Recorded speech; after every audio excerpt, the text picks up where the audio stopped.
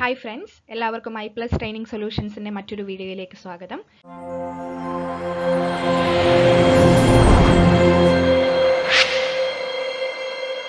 UGC net political science June 2025 നടന്നിട്ടുള്ള net എക്സാമിലെ questions ആണ് നമ്മൾ ഈ ഒരു വീഡിയോയിൽ ഡിസ്കസ് ചെയ്യുന്നത്. ഓക്കെ, നമുക്കധികം ഡിലേ ഒന്നുമില്ലാതെ നേരെ വീഡിയോയിലേക്ക് പോവാം. സോ നമുക്ക് ആദ്യത്തെ ക്വസ്റ്റ്യൻ ഒന്ന് വായിച്ചു നോക്കാം. Arrange the following dignitaries with respect to rank as appeared in the table of precedence.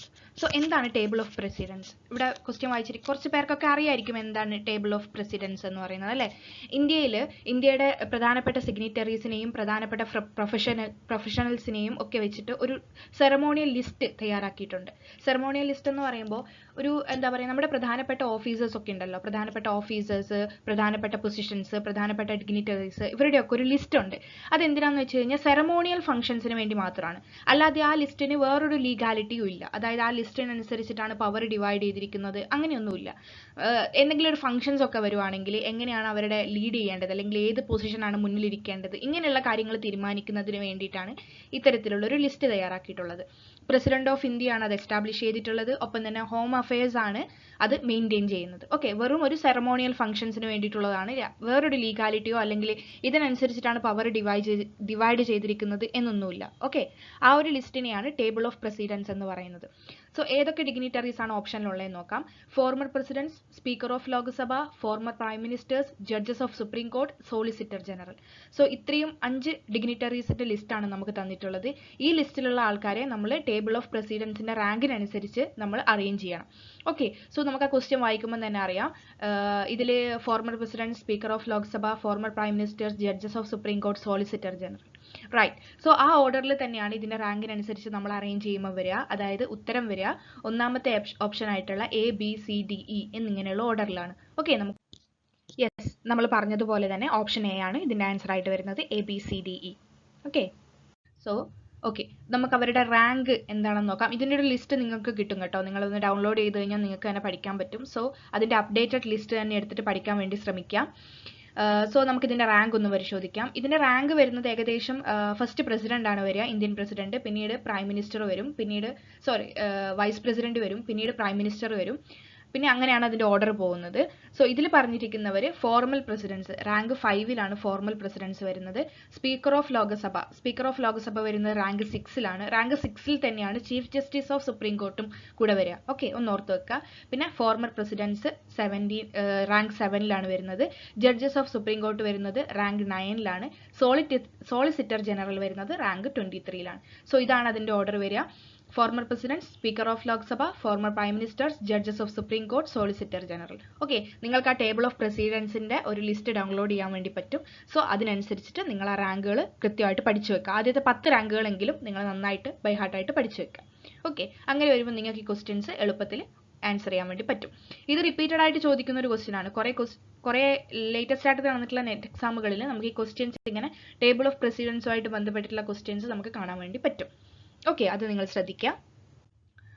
അടുത്തതായിട്ട് സോ ഈ ക്വസ്റ്റ്യൻ ജോർജിയ മെലോണി വളരെ സിമ്പിൾ ആയിട്ടുള്ള ഒരു ക്വസ്റ്റ്യൻ ആണ്. ഇത് തൊട്ട് മുന്നിലത്തെ നെറ്റ് എക്സാമിനും കൂടെ ചോദിച്ചിട്ടുണ്ടായിരുന്നു. ജോർജിയ മെലോണി, ആ സമയത്തുള്ള ഒരു ക്വസ്റ്റ്യൻ എന്ന് പറയുന്നത് ജോർജിയ മെലോണി ഏത് പൊളിറ്റിക്കൽ പാർട്ടിയുടെ ഭാഗമായിരുന്നു എന്നുള്ളതാണ്. സോ ഇത്തവണ ചോദിച്ചിട്ടുള്ളത് ജോർജിയ മെലോണി ഏത് രാജ്യത്തിന്റെ പ്രൈം മിനിസ്റ്റർ ആണ് എന്നുള്ളതാണ്. സോ ഇറ്റലിയാണ് അതിന്റെ ആൻസർ ആയിട്ട് വരുന്നത്.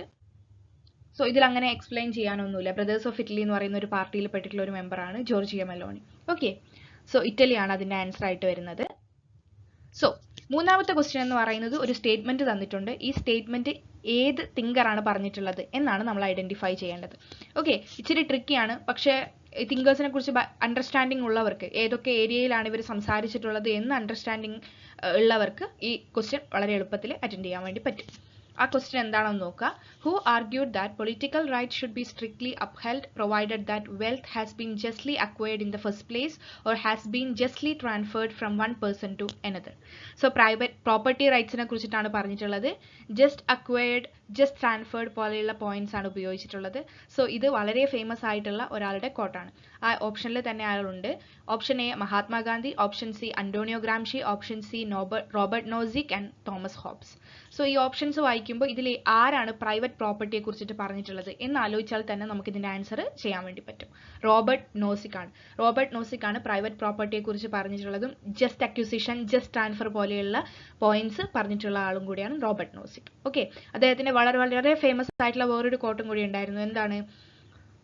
ടാക്സ് ഒരു ഫോഴ്സ്ഡ് ലേബർ ആണ് എന്നും കൂടെ പറഞ്ഞിട്ടുള്ള ഒരാളാണ് റോബർട്ട് നോസിക്. ഒരു ലിബർട്ടേറിയൻ തിങ്കർ ആണ്.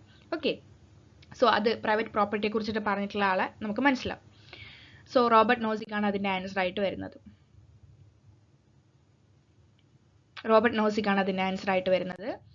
യെസ്, റോബർട്ട് നോസിക് ആണ്. he is a prominent philosopher and a key figure in libertarian thought. Already പറഞ്ഞു കഴിഞ്ഞു. അദ്ദേഹം ഏത് പുസ്തകമാണ് അദ്ദേഹത്തിന്റെ ഏറ്റവും ഫേമസ് ആയിട്ടുള്ള പുസ്തകം? അനാർക്കി, സ്റ്റേറ്റ് ആൻഡ് ഉട്ടോപ്പിയ, 1974 എഴുതിയിട്ടുള്ള ഒരു പുസ്തകമാണ്. അതിനകത്താണ് അദ്ദേഹം മിനിമൽ സ്റ്റേറ്റിനെ കുറിച്ചും ഐഡിയ ഓഫ് പ്രോപ്പർട്ടി റൈറ്റ്സിനെ കുറിച്ചിട്ടൊക്കെ പറയുന്നത്. അദ്ദേഹത്തിന്റെ വളരെ ഫേമസ് ആയിട്ടുള്ള കൺസെപ്റ്റ് ആണ് ഈ ജസ്റ്റ് അക്വിസിഷൻ, ജസ്റ്റ് ട്രാൻസ്ഫർ എന്ന് പറയുന്ന പോയിന്റ്സ്. ഓക്കെ, സോ അദ്ദേഹം റോബർട്ട് നോസിക്, പ്രൈവറ്റ് പ്രോപ്പർട്ടി, അദ്ദേഹത്തിന്റെ പുസ്തകം അനാർക്കി, സ്റ്റേറ്റ് ആൻഡ് ഉട്ടോപ്പിയ വളരെ ഇമ്പോർട്ടന്റ് ആണ്. അദ്ദേഹം അതായത് നെറ്റ് ക്വസ്റ്റ്യൻ ഇടുന്നവരുടെ വളരെ ഫേവറേറ്റ് ആയിട്ടുള്ള ഒരു തിങ്കറാണ് റോബർട്ട് നോസിക്. അദ്ദേഹവുമായിട്ട് ബന്ധപ്പെട്ടുള്ള ക്വസ്റ്റ്യൻസ് എപ്പോഴും ഉണ്ടാവാറുണ്ട്. ഓക്കെ, സോ നമുക്ക് നാലാമത്തെ ക്വസ്റ്റ്യൻ ഒന്ന് നോക്കാം. Who wrote the book development administration concepts, goals and methods? So ഈ ഡെവലപ്മെന്റ് അഡ്മിനിസ്ട്രേഷനിൽ ഈ പുസ്തകം എഴുതിയിട്ടുള്ളത് ആരാണ്? Development administration concepts, goals and methods. George F Gant, Sabu Thomas, Fred Riggs, Michel Crozier. So ഇത്രയും പേരുകളാണ് നമുക്ക് തന്നിട്ടുള്ളത്. സോ ഇതിൽ ആരാണ് എഴുതിയിട്ടുള്ളത്? ജോർജ് എഫ് ഗാൻഡ് ആണ് എഴുതിയിട്ടുള്ളത്. Okay, so George F Gant ആണ് ഈ പുസ്തകം എഴുതിയിട്ടുള്ളത്. Development administration concepts, goals and methods. വളരെ ഇമ്പോർട്ടന്റ് ആയിട്ടുള്ള ഒരു പുസ്തകമാണ്. അദ്ദേഹം ഇത് പബ്ലിഷ് ചെയ്യുന്നത് 1979 and also it provides a comprehensive framework for understanding administrative practices in the developing world. Developing വേൾഡിലുള്ള അഡ്മിനിസ്ട്രേറ്റീവ് പ്രാക്ടീസസിനെ മനസ്സിലാക്കാനുള്ള ഒരു കോംപ്രഹെൻസീവ് ഫ്രെയിംവർക്ക് ആണ് ഈ പുസ്തകം പ്രൊവൈഡ് ചെയ്യുന്നത്.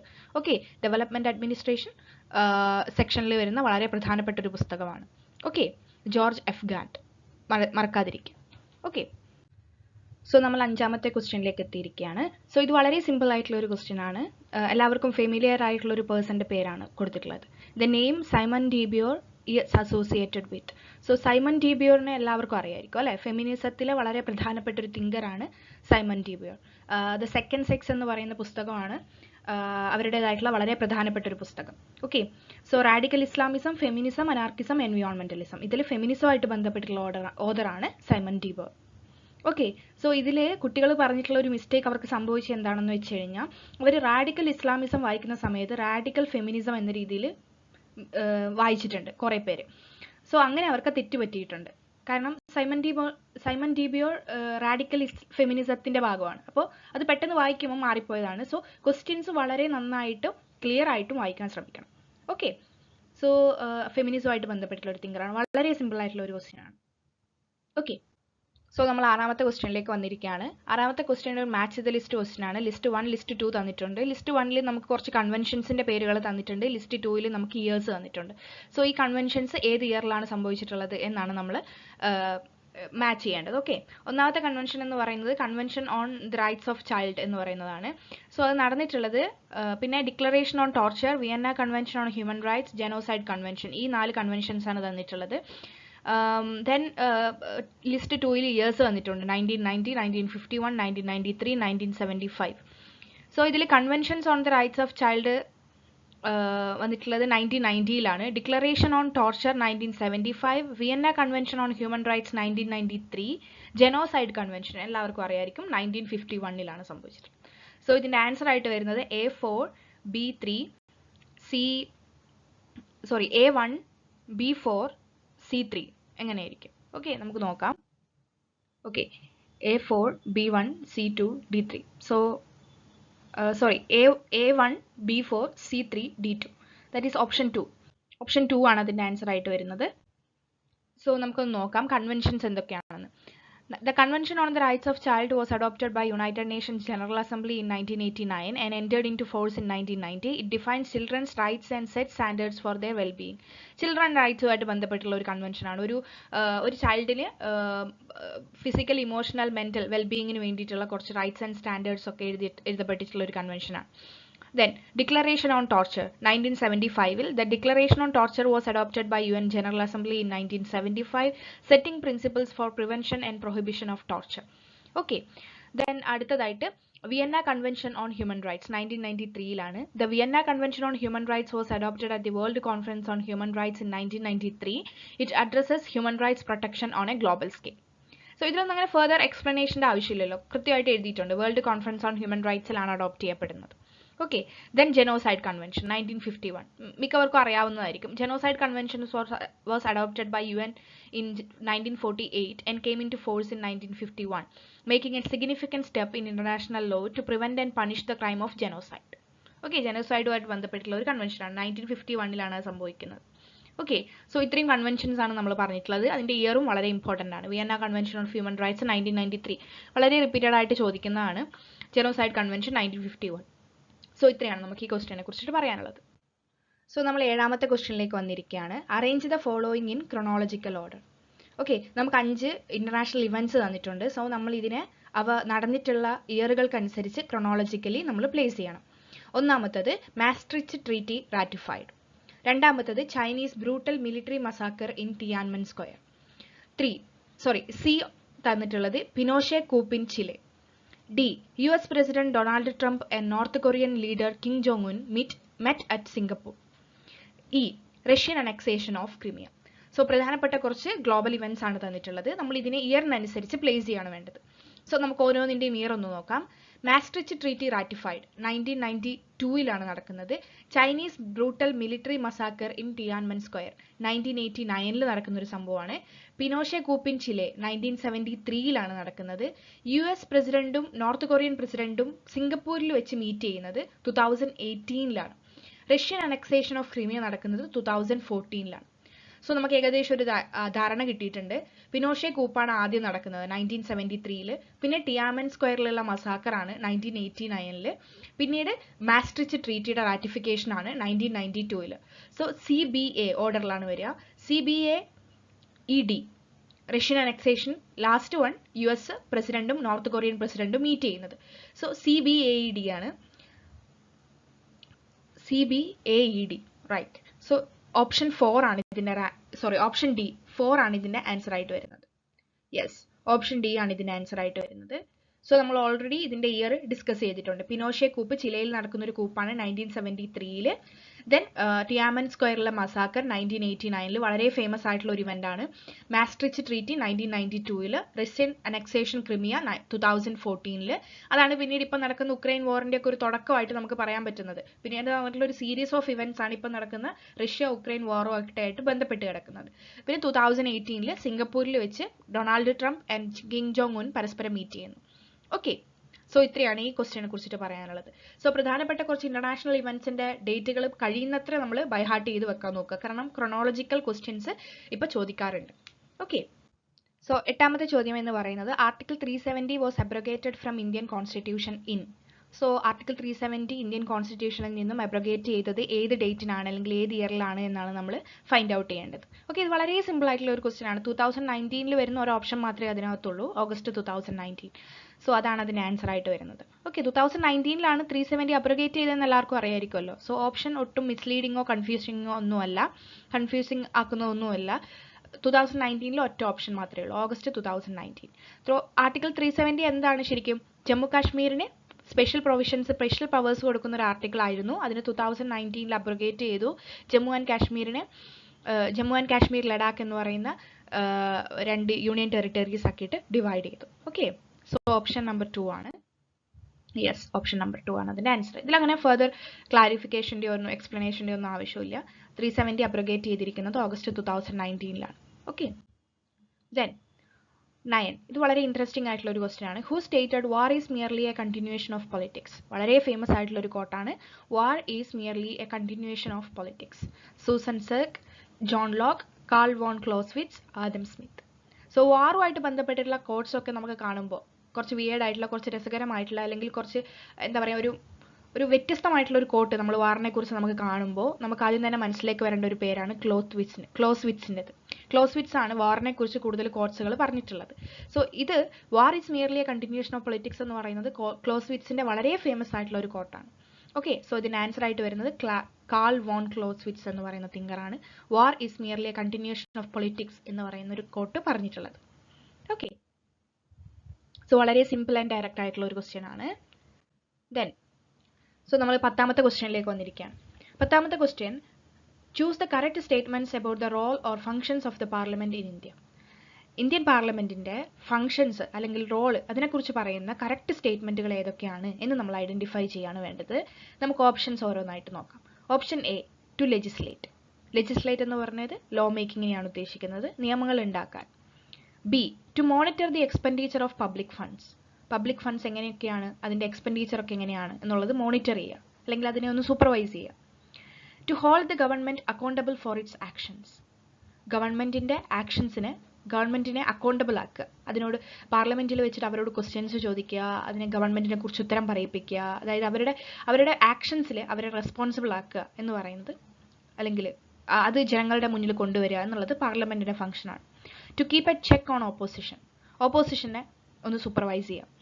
To be a forum for the expression of grievances. So grievances express ചെയ്യാനുള്ള ഒരു ഫോറമായിട്ട് പ്രവർത്തിക്കുക. ഇതൊക്കെയാണ് പാർലമെന്റിന്റെ ഫംഗ്ഷൻസ് ആയിട്ട് ഇവിടെ പറഞ്ഞിരിക്കുന്നത്. ഇതിൽ ഏതൊക്കെയാണ് കറക്റ്റ്, ഏതൊക്കെയാണ് ഇൻകറക്റ്റ് എന്ന് നമ്മൾ ഐഡന്റിഫൈ ചെയ്യണം.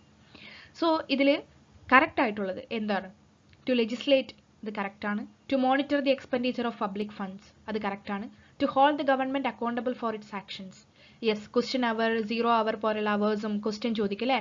പാർലമെന്റിൽ ഗവൺമെന്റിനോട് അല്ലെങ്കിൽ മന്ത്രിമാരോട് ക്വസ്റ്റ്യൻസ് ചോദിക്കാം പാർലമെന്ററി മെമ്പേഴ്സിന്. സോ അങ്ങനെ അവരെ അക്കൗണ്ടബിൾ ആക്കാൻ വേണ്ടി പറ്റും. To be a forum for expression of grievances, അതും ശരിയാണ്. പക്ഷെ ഡി ഓപ്ഷൻ നോക്കുക, to keep a check on the opposition. ഓപ്പോസിഷനെ സൂപ്പർവൈസ് ചെയ്യുക അല്ലെങ്കിൽ അവരെ ചെക്ക് ചെയ്യുക എന്നുള്ളത് പാർലമെന്റിന്റെ ഫംഗ്ഷൻ ആണോ? അല്ല. റൈറ്റ്. സോ ഡി അതിൽ റോങ് ആൻസർ ആണ്. സോ ഡിയെ നമ്മൾ എലിമിനേറ്റ് ചെയ്യുമ്പോൾ തന്നെ നമുക്ക് ആകെ ഒരു ഓപ്ഷൻ മാത്രമാണ് അവിടെ റൈറ്റ് ആയിട്ട് വരുന്നത്, ABCE. So ABCE fourth option ആണ് ഇതിന്റെ റൈറ്റ് ആൻസർ ആയിട്ട് വരുന്നത്. To keep a check on the opposition എന്നതൊഴികെ ബാക്കിയെല്ലാം റൈറ്റ് ഓപ്ഷൻസ് ആണ്. Okay, yes. സോ ഇതിന്റെ എക്സ്പ്ലനേഷൻ ആണ്, നമ്മൾ ഓൾറെഡി ഇത് പറഞ്ഞു കഴിഞ്ഞു. Parliament's primary function is to make laws for the country. To legislate എന്ന് പറയുന്ന ആൻസർ കറക്റ്റ് ആണ്. പാർലമെന്റിന്റെ ഏറ്റവും പ്രധാനപ്പെട്ട ഫംഗ്ഷൻ എന്ന് പറയുന്നത് ലെജിസ്ലേറ്റ്, ലോ മേക്ക് ചെയ്യുക എന്നുള്ളതാണ്. Then through it various committees such as the public accounts committee, parliament exercise control over government spending. So public ഫണ്ട്സിനെ കൈകാര്യം ചെയ്യുന്നു നമ്മൾ പറഞ്ഞല്ലോ. സോ അത് പാർലമെന്റിന്റെ കമ്മിറ്റി ആയിട്ടുള്ള പബ്ലിക് അക്കൗണ്ട്സ് കമ്മിറ്റിയിലൊക്കെ കൂടിയാണ് ഗവൺമെന്റിന്റെ സ്പെൻഡിങ്ങിനെ കുറിച്ചിട്ടുള്ള അതിന്റെ മുകളിലുള്ളൊരു സ്ക്രൂട്ടനിങ്ങും മോണിറ്ററിങ്ങും ഒക്കെ നടക്കുന്നത് പാർലമെന്റിലാണ്. Then this is a fundamental function that is to make government accountable for its actions. അതായത് ഗവൺമെന്റിന്റെ ആക്ഷൻസിൽ അക്കൗണ്ടബിൾ ആക്കുക എന്നുള്ളതും പ്രൈമറി ഫംഗ്ഷൻ ആണ് പാർലമെന്റിന്റെ. ക്വസ്റ്റ്യൻ അവർ, ഡിബേറ്റ്സ്, ക്വസ്റ്റ്യൻ ചോദിക്കുന്നതിലൂടെ അല്ലെങ്കിൽ അവരോട് അവർ ചെയ്തിട്ടുള്ള കാര്യങ്ങൾ, അവർ ചെയ്തിട്ടുള്ള ഡെവലപ്മെന്റ്സ്, ഇതിനെക്കുറിച്ചൊക്കെ ചോദിക്കുക, അവരുടെ ഫണ്ടിങ്ങിനെ കുറിച്ച്, അവരുടെ പ്ലാനുകളെ കുറിച്ച്. സോ ഇതൊക്കെ അവരെ അക്കൗണ്ടബിൾ ആക്കുക എന്നുള്ളതുമായിട്ട് ബന്ധപ്പെട്ട് കിടക്കുന്ന പാർലമെന്റിന്റെ ഫംഗ്ഷനാണ്. Okay. To be a forum for the expression of grievances. Members of the parliament represent their constituencies and raise public concerns and grievances in the house. Each MP, member of parliament, അവരുടെ കോൺസ്റ്റിറ്റ്യുവൻസീസിനെ പ്രതിനിധീകരിച്ചിട്ടാണ് പാർലമെന്റിലേക്ക് വരുന്നത്. So കോൺസ്റ്റിറ്റ്യുവൻസീസിന്റെ ആവശ്യങ്ങളും അവരുടെ ബുദ്ധിമുട്ടുകളും ഒക്കെ മുന്നോട്ട് വെക്കേണ്ടതും അതിന് പരിഹാരം കാണേണ്ടതും ആരാണ്? MP-മാരുടെ ഫണ്ടമെന്റൽ ഡ്യൂട്ടിയാണ്. Okay. To keep check on the opposition ആണ് ഇതിൽ ഇൻകറക്റ്റ് ആയിട്ടുള്ളത്. ഓക്കെ. സോ ഇത്രയാണ് ഈ ക്വസ്റ്റ്യനെ കുറിച്ചിട്ട് നമുക്ക് പറയാനുള്ളത്. Then 11th question ആയിട്ട് വന്നിട്ടുള്ളത്, who used the term ecology for the first time? Ecologism political തിയറിയിലെ അല്ലെങ്കിൽ പൊളിറ്റിക്കൽ തിയറിയിലെ വളരെ പ്രധാനപ്പെട്ട ഒരു ഇസമാണ് ഇക്കോളജിസം എന്ന് പറയുന്നത്. സോ ഇക്കോളജി എന്ന ടേം ഫസ്റ്റ് യൂസ് ചെയ്യുന്നത് ആരാണ്? ഇതിൽ Dipankar Sengupta, Ernst Haeckel, Karl Marx, Adam Smith. വളരെ സിമ്പിൾ ആണ്. ഏണസ്റ്റ് ഹേക്കൽ ആണ് ഇക്കോളജി എന്ന ടേം ആദ്യമായിട്ട് യൂസ് ചെയ്യുന്നത്. ഓക്കെ. സോ നമ്മൾ പറഞ്ഞതുപോലെ തന്നെ ഏണസ്റ്റ് ഹേക്കൽ, ഓപ്ഷൻ നമ്പർ 2 ആണ് അതിന്റെ റൈറ്റ് ആൻസർ ആയിട്ട് വരുന്നത്. അദ്ദേഹമാണ് ഇക്കോളജി എന്ന ടേം ആദ്യമായിട്ട് യൂസ് ചെയ്യുന്നത്. ഓക്കെ. സോ അദ്ദേഹം ഈ ഇക്കോളജി എന്ന് പറയുന്ന ടേം ആദ്യമായിട്ട് യൂസ് ചെയ്യുന്നത് അദ്ദേഹത്തിന്റെ ജനറൽ മോർഫോളജി ഓഫ് ഓർഗാനിസംസ് എന്ന് പറയുന്ന പുസ്തകത്തിലാണ് അദ്ദേഹം ആദ്യമായിട്ട് യൂസ് ചെയ്യുന്നത്. He defined ecology as a study of interactions between organisms and their environment. So ecology എന്ന് പറയുന്നത് ഓർഗാനിസംസും അതിന്റെ എൻവയോൺമെന്റും ആയിട്ടുള്ള ഇന്ററാക്ഷൻസ് ആണ് എന്ന് ആദ്യമായിട്ട് അദ്ദേഹം ഇക്കോളജിയെ കുറിച്ച് ഡിഫൈൻ ചെയ്യുന്നുണ്ട്. ഓക്കെ, സോ ഇത്രയാണ് അദ്ദേഹത്തെ കുറിച്ച് പറയാനുള്ളത്. പിന്നീട് ഇക്കോളജി ഒരുപാട് രീതിയിൽ മാറ്റിയിട്ടുണ്ട് കേട്ടോ. ഷാലോ ഇക്കോളജി, ഡീപ്പ് ഇക്കോളജി, ഇതൊക്കെ പൊളിറ്റിക്കൽ തിയറിയുടെ ഭാഗമായിട്ട് നമുക്ക് പഠിക്കാനുള്ളതാണ്. ഒപ്പം തന്നെ പബ്ലിക് അഡ്മിനിസ്ട്രേഷനിൽ ഒരു ഇക്കോളജിക്കൽ അപ്രോച്ച് ഒക്കെ ഉണ്ട്. സോ ഇതിന്റെയൊക്കെ തുടക്കം അദ്ദേഹം ഇക്കോളജി എന്ന് പറയുന്ന ടേം ആദ്യമായിട്ട് യൂസ് ചെയ്യുന്നത് ഏണസ്റ്റ് ഹേക്കലാണ്. ഓക്കെ,